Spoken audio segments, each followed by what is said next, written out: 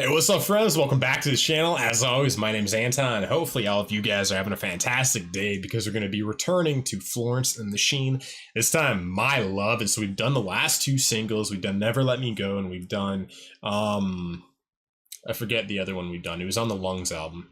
And I'll be completely honest. I think these last two songs have been very interesting, fascinating as experiences, as almost like theatrical artistic expressions of Florence, but I wouldn't actually say I've actually enjoyed listening to them very much, like as pure songs, you know what I mean? Like when I did Never Let Me Go, that song blew me away as a song first and foremost. Just like listening to that, I was like, this is a masterpiece. I could listen to this just and get lost in the music and the emotion. And what I haven't got that feeling from the last two singles. Obviously, the last one we did was not even like really a song. That one was truly just an experience. But even King, it's like I didn't love that song as a song. I found it fascinating as an artistic expression, like I said. So I'm hoping that this one is just more like primarily a song. But yeah, that's fine. If it's not, I think maybe just Florence isn't really my thing anymore. Just because a lot of the time I want to get swept up in just the music, and maybe I'm being a bit harsh. I'm not sure, but yeah, I just want something more like Never Let Me Go, or just something more like kind of catchy, I think. But anyway, before we get into this one, as always, if you guys have any artists you want me to check out, and if you want to vote on what artists come on the channel every single week, join everybody in the Discord. It's also where you can do free song quests. And if you want guaranteed song quests and you want to check out all of our full album reactions, join everybody in the Patreon. Also linked down below. And that's it. So let's get into Florence and the Machine, My Love.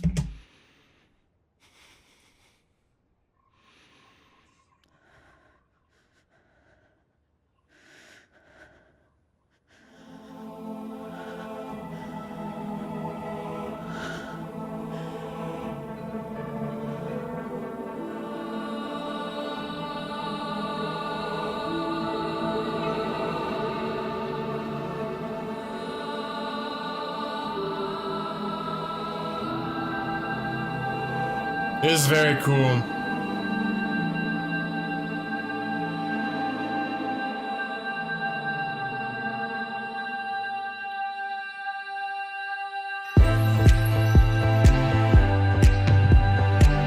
Okay. It's a bit catchier. Okay, and this is what I love about Florence. This is what I would consider my Florence. Who knows? I still might not like this as it goes on, but I love when Florence writes these like more catchier songs, but she still has the Florence trademark stamp on it. You know what I mean? Where it's like, okay, this one's a bit more like dancey. Like I haven't heard a dancey Florence song before, but this one's just a bit catchier. I can already tell. It's like the rhythm's gonna make you want to move a bit, but I still have never heard anything like it. Even though this is more up my alley, still incredibly unique. So yeah, let's get back into it. 10 seconds for you guys.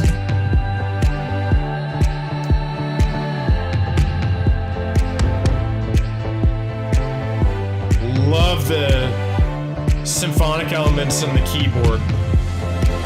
I was always able to write my way out. Song always made sense to me.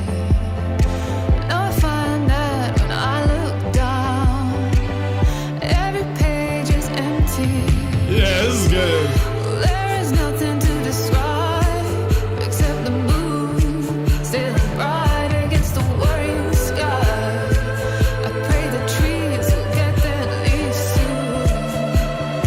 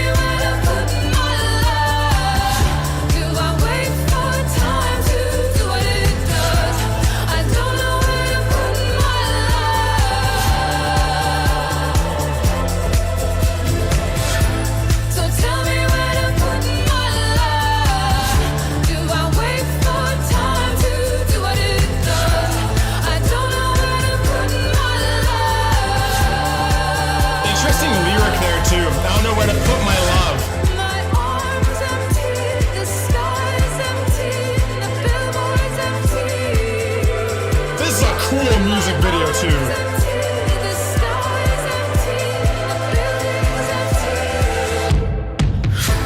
So tell me where to put my love. Do I wait for time to do what it does? I don't know where to put my love.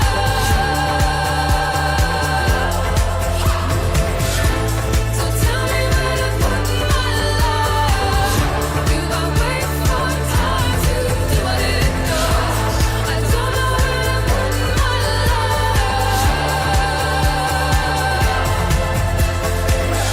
My arms empty, the sky's empty, the billboard's empty. My arms empty, the sky's empty, the building's empty.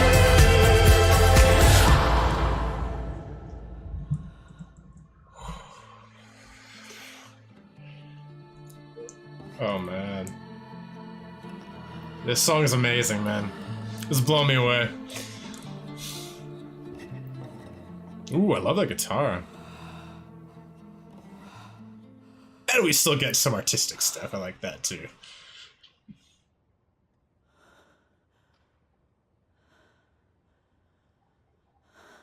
Wow.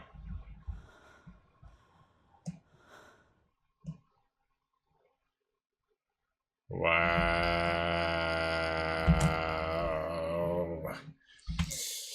Okay, this is like one of my perfect Florence the Machine songs. Like this is that balance I like. And you know, I'm speaking for myself. I can't speak for anyone else. But this is what I love. You know, merging the fascinatingly artistic with the catchy, the thing that makes you move, the thing that gets into your soul and fit. Because again, the last two Florence songs I was thinking about, I was not feeling. You know what I mean? There's a distinction between can you infiltrate the heart and the mind simultaneously. That's what I think Florence does well. I think that's what Tori Amos does well. I think that's what Kate Bush does well. At their best is when they infiltrate your heart and your mind at the same time and give you an experience that you'll never forget. Like this is on that level for me. Like this was just, it hit me right in the heart. I was like, yo, I'm vibing with this. This is catchy. This is fun. This is upbeat. You know, I'm just, the music is flowing through me. You know what I mean? I'm excited. It's inspiring me. And it is going to be something I can pick apart for dozens of times to come. And we're going to jump into lyrics in a second here. But just musically, you know, just Florence's voice was magnificent. You know, maybe I would have liked, the only thing I think would have been really cool is if maybe in the last chorus she brought her voice a bit more to the forefront and exploded it a bit more. Like I think she does that in the end of Never Let Me Go. I think she like loses her shit, and I love that. Like you know me. I love passionate singers when they just fucking unload into the song all of their fears, all of their anxieties, all their passion, all their love, all of their questions. They just pour it and explode and create a crescendo, and you know, right after the bridge or for the bridge do that. That is my favorite thing in the world. And I gotta say, man, this song has reinvigorated my appreciation for Florence, because it was waning. I thought, okay, maybe this is just going to be an artist that I think about. Maybe this is just going to be an artist that I articulate, you know, that I find fascinating, but I actually don't really listen to. Because I'm like, man, Never Let Me Go was so good. It was so, you know, magnificent, stunning. And I'm like, man, I want to feel that way again for a Florence song. And this song, completely different to Never Let Me Go. But it gave me that feeling. It gave me that like, wow, okay, this is the artist that I've fallen in love with. And yeah, this one was just magnificent, incredible. Dave Bailey. All right, let's see, what do we got here? My Love is the third single from Florence. Man, she did 3 singles so fast. Dance Fever. Okay, I want more dancey stuff. According to the press release, My Love was originally written and recorded as an acoustic track, described by Florence as a sad little poem that recounts Welsh's hard time adjusting to the world shifted by the COVID-19 pandemic. The song was later transformed into an energetic track by producer Dave Bailey. I would love to hear the original because I think the vocal track on this, I really like the melodies. Even outside of the danceability, I liked the actual melody progression of the vocals in this song. And just the background was amazing. The song was announced on March 9th, and only a day prior to the release, and just 3 days apart from Heaven Is Here. Yeah, the album's previous single. The track arrived. What have artists said about the song? Sometimes the biggest dance songs, I think, have a really sad core to them. Me too. I love that. I love when you make something catchy and upbeat and energetic, but down to earth and real and honest. I just think that's just the coolest thing for me. Man, very cool artwork. I love stuff like this. I'm a huge fan of gothic stuff, and this is not necessarily gothic, but just I love the darkness. I love the very cool. Who did the artwork? Yeah, Dave Bailey killed in this one. Strings arrangers, because the strings were amazing in this song too. Dave Bailey and Tom Moth and Florence. Cello was amazing. Violins were great. Okay, so Dave Bailey did a lot. He's kind of like the Greg Kurstin for Florence. Harp, yeah. Tom Moth. I want to see who did the cover art, because I think the cover is very cool. And now let's go through the song. Because like at first, when I heard I don't know where to put my love, do I wait for time to do what it does? My initial response to that was this idea that like we all love to love things. We all we all love to collect things, cars, boats. For me, like I love this game Magic the Gathering. It's like a card game. I love collecting those cards, you know what I mean? And like that's the only thing I collect in my life, but like I put a lot of love into that, you know what I mean? I play it with my friends and we all just joke around and have fun with it. And I pour my love into what I do. I pour my love into things, into video games, into music. Man, imagine how much we pour our love into music. But we pour our love into all of these things that don't stand the test of time. Like all our music, like I remember having like an iPod, right? And I meticulously would take all my CDs and put them on that iPod. And then all the songs were on a hard drive. And one day my roommate needs to borrow a hard drive, so I give him mine, and he accidentally reformats it, and I lose everything. Every single fucking song. And I was in shock. I was like, I have created this hard drive over the last like 5 to 10 years of my life. I have distilled all of my favorite music. I have things I don't even remember I loved. I had on that hard drive. Music from my dad, from my mom, from me, from random things I've picked up in the world. Indian music, African music. Things I don't even remember exist. Erased. And it gutted me. I was like, what? I was shocked. I couldn't even get pissed at him. And I was just like, dude, I needed this is a lot. And sure enough, I forgave it. I was like, okay, I guess this is just me moving on. And how did I adapt? I gave into our electronic streaming culture, got my iPhone and got Apple Music. And now I have never used that iPod again. I only do streaming now, and what I've noticed is a lot of streaming don't have the obscure stuff I used to love. They don't have the African music I listen to, the Indian music I listen to, the Spanish music I listen to. They didn't have any of that. And what I realized is I had poured my love and my appreciation into something that can be wiped out. You know what I mean? And again, so tell me where to put my love. Do I wait for time to do what it does? I don't know where to put my love. It's like, that was the first time I had struggled with this question of, okay, where else am I putting, what else am I obsessing over that can be taken from me in a moment's notice? Everything is fleeting. Time is fleeting. People are fleeting. People will leave your life. My mother will die. My father will die. I will die. My children will die one day. And it's like, I'm sure every single Magic the Gathering card I own will be gone one day. And it's just like, it's just as human beings, we pour so much, we care about collecting these things, collecting people, holding on to love, and everything is taken. And it sounds morose sometimes, but it's the truth, and it's fine. It's like, okay, if you are going to love people, don't put them in a prison so you can hold them forever. Don't immortalize them in glass until you suffocate the very soul from them. Until you think your relationship is so precious that you don't even live within it. You know what I mean? And it's like, okay, what I've realized is like, yeah, everything I own will be gone one day. But all I have is kind of my experiences now with these things and my experiences with the people I love in my life. And yeah, those things will be gone too, but I'll also be gone too. And and we always move on. We always find other things. Every time I've been terrified of losing something and I lose it, I'm still here today. And if 10 years ago I was to be like, yo, dude, you're going to lose every song you own. You're going to lose everything you've created in music. You're going hours and hours and hundreds of thousands of hours, or thousands of hours, hundreds of hours.